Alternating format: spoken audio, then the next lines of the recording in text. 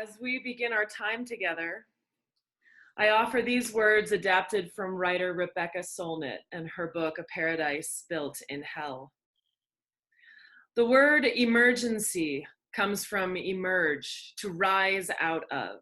The opposite of merge, which comes from mergere, to be within or under a liquid, immersed, submerged.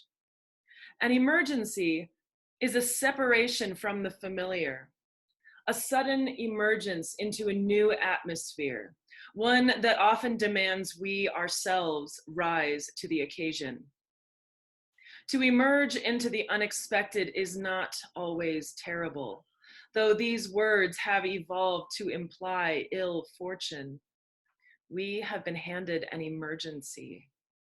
Survival for some of us is going to depend on how well we build the paradises of active love, sanctuary, refuge, and generosity. It's a myth that our reactions to danger are fight or flight.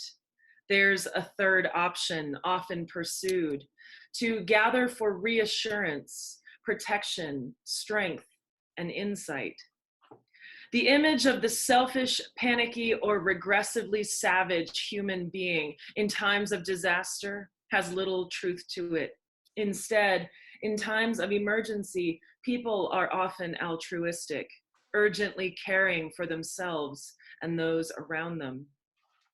We don't even have a language for the emotion of disaster, in which the wonderful comes wrapped in the terrible, joy in sorrow, courage in fear.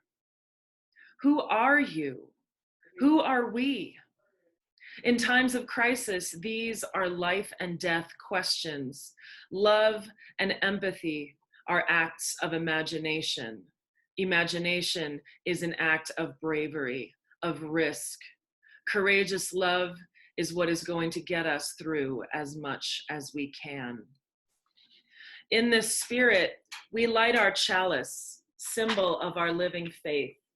If you have a candle with you, you may like to light it now.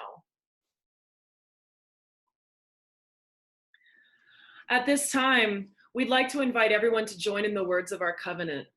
We will all be unmuted, so our voices will be heard in a wonderful cacophony, and we will not be in sync, so don't try, just enjoy the echoing and trust that we'll all catch up to each other by the end, which is a good metaphor. Let's turn now to our covenant, which begins with the word love. Love is the spirit of this church, and service is its law. This is our great covenant, to dwell together in peace, to seek the truth in love, and to help one another.